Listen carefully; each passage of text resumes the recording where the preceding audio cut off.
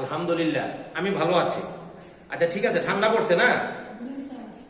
আবারও বলি, গরম কাপড় কিন্তু আনতে হবে। ডিসেম্বর মাস অনেক ঠান্ডা পড়বে, ঠিক আছে? শৈত্যপ্রবাহ পড়বে বা বইবে। আর কলেজ মোটামুটি এই সপ্তাহটি আছে, তারপরে কিন্তু বন্ধ হয়ে যাবে।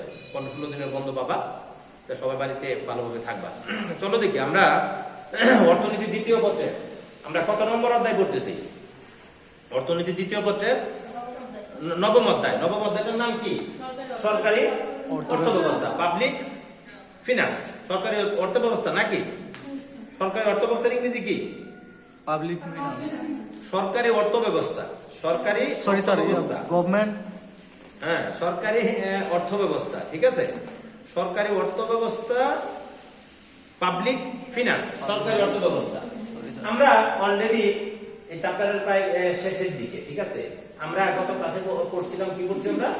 সরকারি ব্যয় প্রধান খাত করছি, তারপরে অর্থ ব্যবস্থা কি, সরকারি অর্থ ব্যবস্থা, ব্যক্তিগত ব্যবস্থা। জেরিন এ পাশে বসো, আমরা দেখছি। আমরা আজকে দেখব সরকার যেমন ব্যয় করে, সরকার ব্যয় তো নির্বাহ করা লাগে, বা ব্যয়টাকে তো তার কি করা লাগে? আয় না করলে কিন্তু ব্যয় করতে পারবে না। সরকার কি করা লাগবে? আয় না করলে ব্যয় করতে পারবে না। তাহলে তোমরা কি বলতে পারবা সরকারি আয় কাকে বলে? বলো তো দেখি, কণা বলো দেখি, জেরিন বলো তো দেখি, নিশাদ আয় কাকে বলে? সরকারি আয় না, সবাই পারতেছো, তোমরা ওইটা ওইভাবে বুঝাইতে পারতেছো না। সোজা কথা হচ্ছে সরকার বিভিন্ন উৎস থেকে যে অর্থ সংগ্রহ করে থাকে। সরকার কিন্তু বিভিন্ন উৎস থেকে অর্থ সংগ্রহ করে। সরকার বিভিন্ন উৎস থেকে কিন্তু কি করে? অর্থ সংগ্রহ করে। এই অর্থ সংগ্রহ করাটাই হচ্ছে সরকারি আয়। এই অর্থ সংগ্রহ করাটাই হচ্ছে সরকারি আয়। এখন এই সরকারি আয়, ঠিক আছে? সরকারি আয়, আমরা আজকে সরকারি আয়ের এখানে কি কি দেখব? আমরা দেখব সংজ্ঞা। আমরা কি দেখব? সংজ্ঞা। অলরেডি সংজ্ঞাটা আমরা দেখে ফেলছি যে সরকার বিভিন্ন উৎস থেকে সরকারের ব্যয় নির্বাহের জন্য, ব্যয় চালানোর জন্য যে উৎস থেকে অর্থ সংগ্রহ করে তাকে আমরা বলবো সরকারি আয়। এখন এই সরকারি আয় সরকার কোন কোন খাত থেকে করে থাকে? সরকার সরকারি আয় কোন কোন খাত থেকে করে থাকে? এক্ষেত্রে আইসা বিভিন্ন উৎস আছে সরকারের। এই উৎসগুলিকে আমরা প্রধানত কয় ভাগে ভাগ করব? আমরা সরকারি আয়ের উৎসগুলিকে প্রধানত দুই ভাগে ভাগ করব। কয় ভাগে? দুই ভাগে। আমরা দুই ভাগে ভাগ করব। সরকারি আয়ের উৎসগুলিকে আমরা প্রধানত কয় ভাগে ভাগ করব? দুই ভাগে ভাগ করব। আমরা দুই ভাগে ভাগের মধ্যে আমরা একটা ভাগ দেখব, একটাকে বলছে কর রাজস্ব। একটাকে কি বলবো? কর রাজস্ব। রাজস্ব। আর একটা হচ্ছে কর বহির্ভূত। তার মানে সরকারি আয়ের দুইটা উৎস, একটাকে বলছে কর রাজস্ব, আর একটা হচ্ছে কর বহির্ভূত। একটা হচ্ছে ট্যাক্স রেভিনিউ, একটা হচ্ছে নন ট্যাক্স রেভিনিউ। কি বলছে? একটা হচ্ছে ট্যাক্স রেভিনিউ, একটা হচ্ছে নন ট্যাক্স রেভিনিউ। আমরা আজকে যে বিষয়গুলি দেখব যে সরকার করের মাধ্যমে কিভাবে আয় করে, সরকার করের বাইরে কোন কোন খাতে সরকারের আয় রয়েছে, এই বিষয়গুলি কিন্তু আজকে আমরা কাছে দেখব, ঠিক আছে? চলো দেখি আমরা প্রথমত আমরা দেখি কর রাজস্ব। কি দেখবো আমরা? প্রথমত আমরা দেখি কর রাজস্ব। বলতে কি পারবা কেউ যে কর কাকে বলে? কেউ বলতে পারবা কর কাকে বলে? কর রাজস্ব, তাহলে তো করের সংজ্ঞা জানতে হবে। কর রাজস্ব যদি হয় তাহলে করের সংজ্ঞা জানতে হবে না? সরকার করের মাধ্যমে বিভিন্ন উৎস থেকে যেভাবে, বা বিভিন্ন উৎস থেকে কর আরোপের মাধ্যমে সরকার যে আয় করে তাকে বলবো কর রাজস্ব বা কর আয়। এখন এই কর আয় সরকার, এই করের সংজ্ঞাটা কি জানো কিনা? ট্যাক্স। ট্যাক্স কাকে বলে বলতে পারবা? বলো তো দেখি একদম। আসলে ওইভাবে না, করের সংজ্ঞাটা হচ্ছে একটু শোনো, খুব একটা গুরুত্বপূর্ণ সংজ্ঞা। করের সংজ্ঞা হচ্ছে, বলছে সরকারকে আমরা এমন কিছু টাকা দেই, অর্থ দেই, যার বিনিময়ে সরকার আমাদেরকে কি করে না, কোনো ধরনের সুযোগ সুবিধা দেয় না। তাহলে বিষয়টা আমি বলি ব্যক্তিগতভাবে ওই রকম যে আমরা একটা দেশের নাগরিক বিদায়, একটা দেশে জন্মগ্রহণ করছি বিদায় সরকারকে বাধ্যতামূলক কিছু টাকা দিতে হয়, সরকারকে বাধ্যতামূলক কিছু পে করতে হয়, তাকে আমরা বলবো কর। তার মানে সরকারের কাছ থেকে কোনো ধরনের সুযোগ সুবিধা আমরা পেতে পারি, নাও পেতে পারি, কিন্তু বাধ্যতামূলক ভাবে সরকারকে কি দেওয়া লাগে, একটু টাকা দিতে হয়। এই টাকাটা কি বলবো আমরা, কর। তার মানে করের একটা বৈশিষ্ট্য আমরা পেয়ে গেলাম যে বাধ্যতামূলক ভাবে দেওয়া অর্থ, বাধ্যতামূলক ভাবে সরকারকে দেওয়া অর্থকে কি বলে, কর বলে। বলো দেখি কোনা কি বলছি, কি বলছি, যে বাধ্যতামূলক ভাবে কোন ধরনের সুযোগ সুবিধার আশা না করে সরকারকে যে টাকা দিতে হয়, যে অর্থ প্রদান করতে হয় বাধ্যতামূলক ভাবে, তাকে আমরা কি বলবো, ট্যাক্স বা কর বলবো। ক্লিয়ার কিনা বিষয়টা? কারণ এই কর দেওয়ার ফলে আমরা সরকারের কাছে কি পাবো না, কোন ধরনের সুযোগ সুবিধা আশা করব না, এবং এটা দিব আমরা কি, বাধ্যতামূলক। এই ছিল করের ছোট্ট একটা সংজ্ঞা। এবার এই কর, কর আমরা দেখবো দুই রকম, একটাকে বলবো হিসাব কি বলবো, একটাতে বলবো প্রত্যক্ষ কর, একটা হচ্ছে পরোক্ষ কর। এটা পরে আরো বিস্তারিত আলোচনা আছে। তারপর আমরা দেখি তো আসছে প্রত্যক্ষ কর এবং পরোক্ষ কর, আমরা দেখে নিই। প্রত্যক্ষ কর পরোক্ষ কর কাকে বলে বলো তো দেখি, বলো প্রত্যক্ষ কর কাকে বলে, পরোক্ষ কর কাকে বলে? আসলে প্রত্যক্ষ করের সংজ্ঞাটা আমরা বলি এরকম, যার উপরে কর আরোপ করা হয় তাকেই যদি করের বোঝাটা বহন করতে হয় শেষ পর্যন্ত, ওইটাকে বলবো আমরা প্রত্যক্ষ কর। ক্লিয়ার? তোমার উপরে যদি কর ধার্য করা হয়, কর আরোপ করা হয়, তোমাকে কি করা লাগবে, করের বোঝাটা বহন করতে হবে। তুমি ইচ্ছা করলে এই করের বোঝা অন্য, তাহলে আমরা দেখলাম একটা হচ্ছে প্রত্যক্ষ কর, একটা পরোক্ষ কর। প্রত্যক্ষ করটা কি, যার উপরে কর আরোপ করা হয় তাকে যদি করের বোঝাটা বহন করতে হয়। অন্যভাবে বলি, এটা একটু আলোচনা, কর ঘাত আর কর পাত, দুইটাই বিষয় যদি একজনকে বহন করতে হয় তখন তাকে বলবো আমরা প্রত্যক্ষ কর। কি ক্লিয়ার? প্রত্যক্ষ কর কি, কর ঘাত কর পাত যদি একজন ব্যক্তিকে বহন করতে হয় তখন তাকে বলবো আমরা কর, প্রত্যক্ষ কর। ক্লিয়ার? যেমন আয় কর, তারপরে তোমার সম্পদ কর, দান কর, এগুলি হচ্ছে কি, হ্যাঁ এগুলি হচ্ছে কি, এগুলি হচ্ছে হ্যাঁ প্রত্যক্ষ কর। আমরা দেখলাম পরোক্ষ কর, জেরিন প্রত্যক্ষ কর দেখলাম কি, যার উপর আরোপ করা হয় তাকে বহন করতে হয়। তাহলে পরোক্ষটা কি হবে জেরিন? পরোক্ষটা হবে যে করের বোঝা অন্যের উপরে চাপানো যায়। করটা ধার্য করা হয়েছে একজনের উপরে, কিন্তু ইচ্ছা করলে সে কি করতে পারে, অন্যের উপরে চাপিয়ে দিতে পারে, তখনই আমরা তাকে বলবো পরোক্ষ কর। ক্লিয়ার কিনা?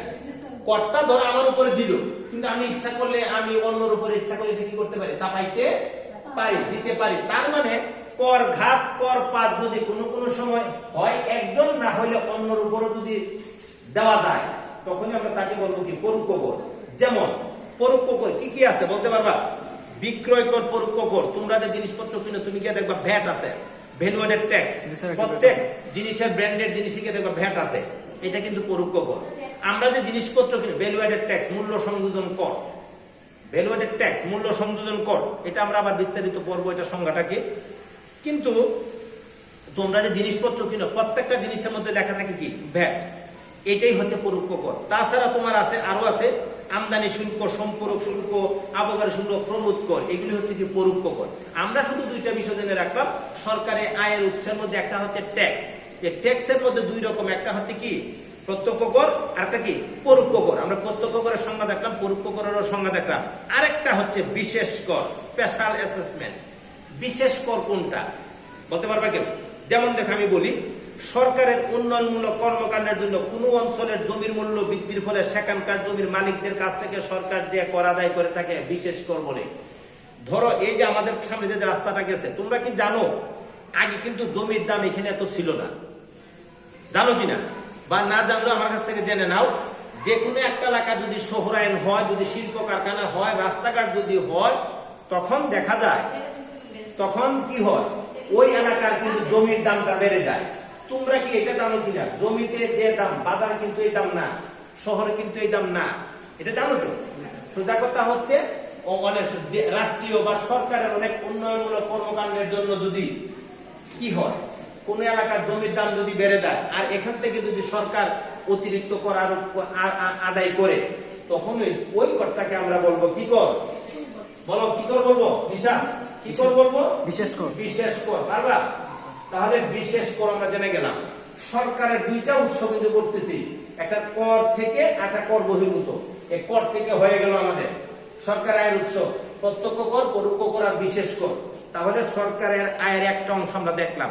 এখন আমরা দেখব কর বহির্ভূত। আমরা কি দেখব? কর বহির্ভূত। কর বহির্ভূত। কর বহির্ভূত মানে কি? করের বাইরে ও কিন্তু সরকার কি করে থাকে? করের বাইরে কিন্তু সরকার বিভিন্ন সময় আয় করে থাকে। এই আয়গুলি কি কি পারবা? দুই একটা বলতে পারবা কেউ? দুই একটা কর বহির্ভূত আয় কি কি আছে বলতে পারবা? কর বহির্ভূত আয় বলো তো দেখি। কর বহির্ভূত আয়, বহি আয়, নিশাদ বলতে পারবা? এক নাম্বার ফি। কি আছে? ফি। ফি ফি বুঝছো কিনা, তোমরা জানো কিনা? এক নাম্বার কি?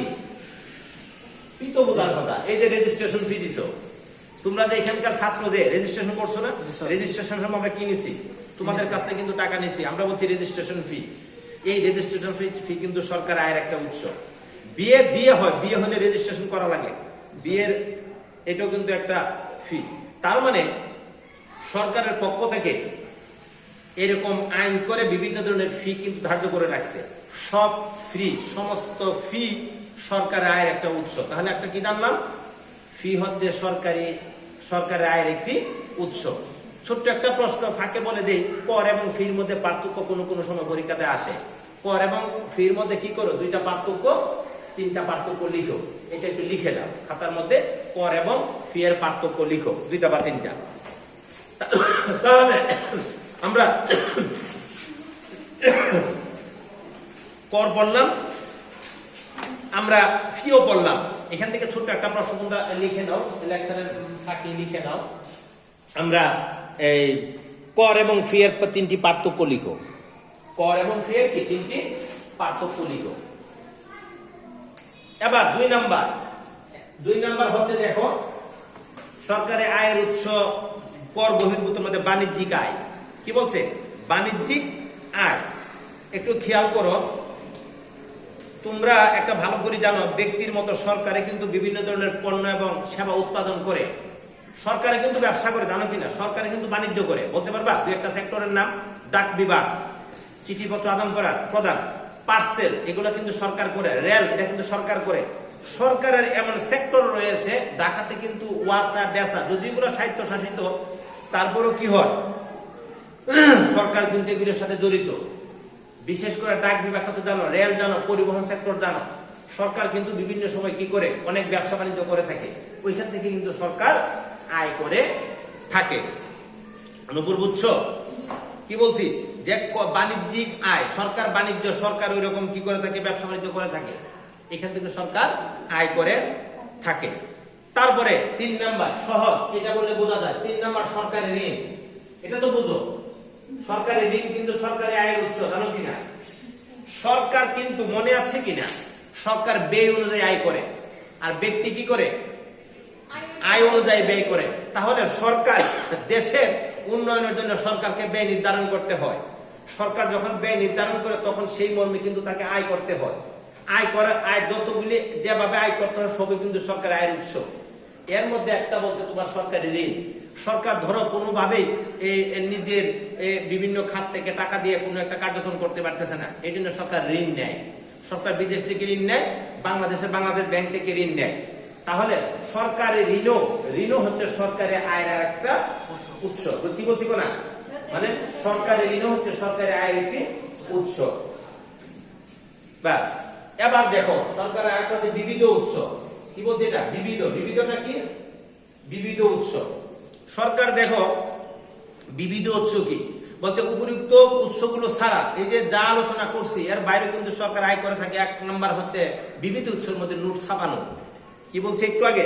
সরকারের ব্যয় নির্বাহের জন্য, সরকারের ব্যয় কার্যক্রম পরিচালনার জন্য সরকারকে নোট ছাপাইতে হয় অনেক সময়। তাহলে নোট ছাপানোটা কিন্তু সরকারের আয়ের বিবিধ উৎসের মধ্যে পড়ে। ঠিক আছে, নোট ছাপাইতে হয়। সরকারের অর্থ দরকার, টাকা দরকার, সরকার কোনোভাবে পাচ্ছে না, সরকার কি করে? সরকার একটা কিছু নোট বা তার যত পরিমাণ দরকার সে নোট ছাপাই নেয়। তাহলে নোট ছাপানো কিন্তু সরকারের আয়ের একটা উৎস। তারপরে বিভিন্ন জরিমানা আছে, জানো কিনা? বিভিন্ন ধরনের জরিমানা করে থাকে। এই জরিমানাও কিন্তু সরকারের আয়ের উৎস। তারপরে বলছে দেখো, সম্পত্তি বাজেয়াপ্তকরণ। অনেক সময় অনেক সম্পত্তি আছে, অনেক বিষয় আসে থাকে, সরকার বাজেয়াপ্ত করে দেয়, যেগুলা ইয়েতে তো খাসে নিয়ে নেয় বা বাজেয়াপ্ত করে দেয়, তখন এইগুলি কিন্তু সরকারের হাতে চলে যায়। তারপর আবার আছে অনেকে স্বেচ্ছামূলক দান করে। তারপরে ক্ষতিপূরণ আছে, বিশেষ সাহায্য অনুদান ইত্যাদি কিন্তু সরকারের কি এই আয়ের উৎস। যেমন তারা বলছে যে জরিমানা, তোমরা কি জানো, যেমন ট্রাফিক আইন তোমরা লঙ্ঘন করছো, ট্রাফিক আইন লঙ্ঘন করলে কিন্তু জরিমানা দিতে হয়। তোমরা কি জানো ঠিক টাইমে ঠিক সময়ে, যে সময় যদি আমরা ফর্ম ফিল আপের কথা বলি ওই সময় কিন্তু যদি ফর্ম ফিল আপ না করতে পারো তখন কি করা লাগে? যদি নির্দিষ্ট সময়ে ফর্ম ফিল আপ না করতে হয় তখন কিন্তু আমরা বলি হ্যাঁ তোমরা যে আসছো তোমাকে কি করতে হবে, জরিমানা গুনতে হবে, এইরকম জরিমানা। তারপরে তুমি ধরো ট্রাফিক আইন অমান্য করছো, বা তুমি একটা বিল্ডিং করছো, তুমি একটা কাজ করছো, এই কাজটা দেখা গেল কি তোমার আইন মাফিক হয় না, তখন জরিমানা করে, তখন এই জরিমানাটা কিন্তু সরকারের আয়ের একটা উৎস হয়ে যায়। তারপরে তোমার আছে যেমন স্বেচ্ছামূলক দান। আমি বলছি যে ধরো বন্যা হয় দেশে, বিভিন্ন ধরনের প্রাকৃতিক দুর্যোগ হয়, হইলে কি হয় তোমরা কি জানো? বিদেশিরা কিন্তু যারা উন্নত দেশ, যারা ডেভেলপ কান্ট্রি, তারা কিন্তু আমাদের দেশের বিভিন্ন প্রাকৃতিক দুর্যোগের সময় তারা কি করে থাকে, বিভিন্ন প্রাকৃতিক দুর্যোগের সময় কিন্তু তারা আমাদেরকে বিভিন্ন ধরনের অনুদান দিয়ে থাকে। ওই বলছে যে স্বেচ্ছামূলক দান। ধরো আমরা বাংলাদেশে কিন্তু পৃথিবীর বিভিন্ন দেশে কিন্তু অনুদান দেয়, জানো কিনা? যেমন ফিলিস্তিনে দিচ্ছে, তারপর আরো এরকম বিভিন্ন রাষ্ট্রে আছে।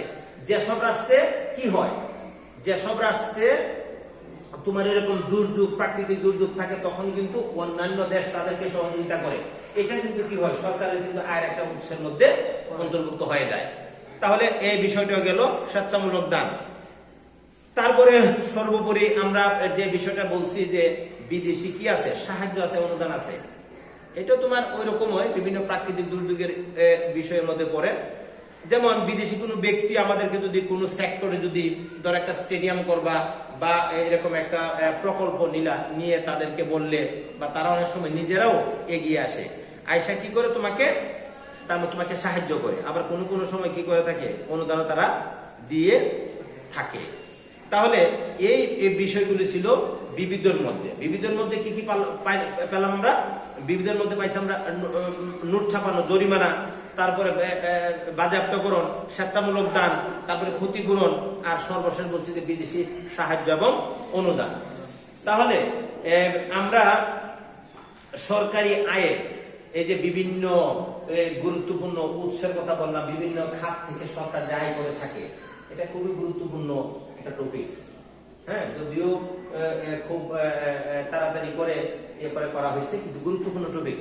তো এখান থেকে প্রশ্ন আসে সরকারি আয়ের বিভিন্ন উৎস, অথবা আসে এখান থেকে ভেরি ভেরি ইম্পর্টেন্ট প্রশ্ন থাকে, কর কাকে বলে, কর এবং ফি এর মধ্যে পার্থক্য আমি কি বুঝাইতে পারছি কিনা, তারপর প্রত্যক্ষ কর কাকে বলে, পরোক্ষ কর কাকে বলে, ঠিক আছে, তারপরে বাণিজ্যিক আয় কাকে বলে, তারপরে তোমার আরো ছোট প্রশ্ন থাকে সরকারের আয়ের কয়টি উৎস আছে, তারপরে ফি কাকে বলে। যা পড়ানো হয়েছে এটা কিন্তু খুবই গুরুত্বপূর্ণ, এই টপিকগুলি পড়ানো হয়েছে।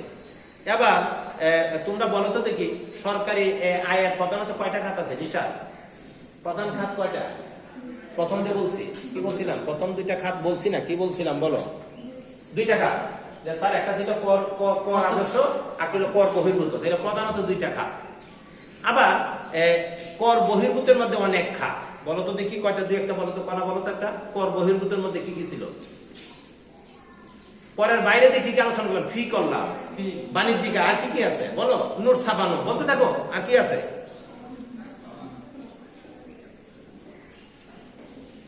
যাই হোক, কর বহির্ভূতের মধ্যে কিন্তু ওইগুলি পড়ে। আবার বলো তো দেখি, একটু আগে বলছিলাম যে ভ্যাট কি, কোনা বলছিল যে স্যার ভ্যাট কি, আমি কিন্তু ফাঁকে বলে গেছিলাম ভ্যাট হচ্ছে ভ্যালু অ্যাডেড ট্যাক্স। তাই দেখবা জিনিসপত্র কিনলে লেখা থাকে ভ্যাট, বড় করে দেখা থাকে VAT, ভ্যাট। এটা হচ্ছে ভ্যালু অ্যাডেড,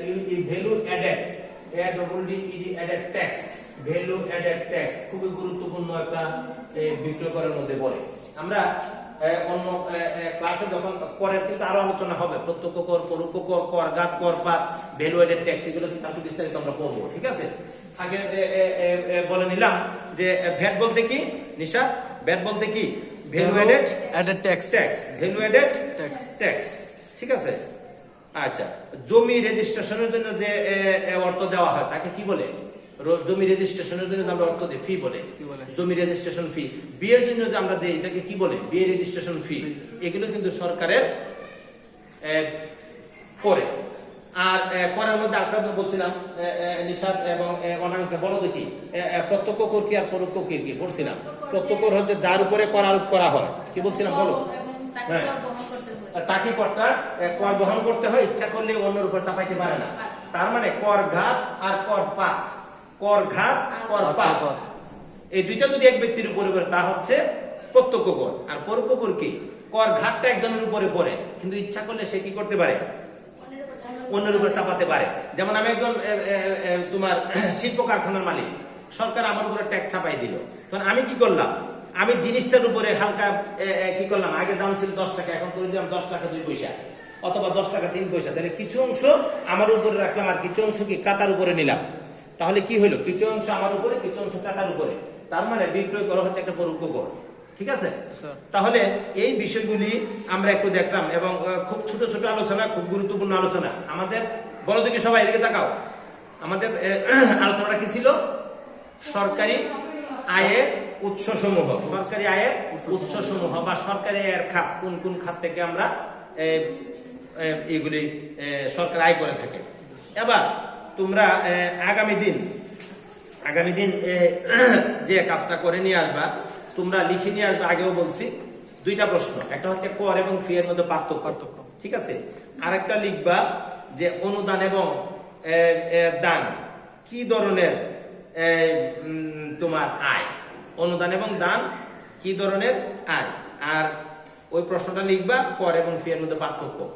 তাহলে আমরা আলোচনা কি করতে পারি, এখানে শেষ করতে পারি, আমরা আলোচনা এখানেই শেষ করতে পারি। আমরা আজকের মতো ক্লাস এখানে আমরা শেষ করতে পারি। সবাই তোমরা ভালো থাকো। আর সামনে কিন্তু আসতেছে কি টেস্ট পরীক্ষা, টেস্ট পরীক্ষাটা সম্ভবত আমরা জানুয়ারির শেষের দিকে, 25-এর পরে অথবা ফেব্রুয়ারির প্রথম দিকে। তোমরা হয়তো পেয়ে গেছো ফেব্রুয়ারির 27 তারিখে রেজাল্ট, মার্চের 2 তারিখ থেকে ফর্ম ফিল আপ দিয়ে দিচ্ছে গভর্নমেন্ট এটা। তাহলে এই বিষয়গুলি মাথায় রাখবা। আর সামনে কিন্তু বেশ দিন বন্ধ আছে, একটু বাড়িতে পড়াশোনা করবা। যখন যে স্যারের সমস্যা হয় স্যারদের সাথে যোগাযোগ করবা, ফোনে যোগাযোগ করবা। কোনো কিছু যদি বুঝতে অসুবিধা হয় আমাদেরকে জানাবা। হ্যাঁ, আর সবাই ভালো থাকো। ঠান্ডা দিন, যাতে অ্যালার্জি যাদের বেশি সমস্যা করে ঠান্ডার মধ্যে বেশি বের হইও না, ঠিক আছে। তো সবাই ভালো থাকো, আল্লাহ হাফেজ।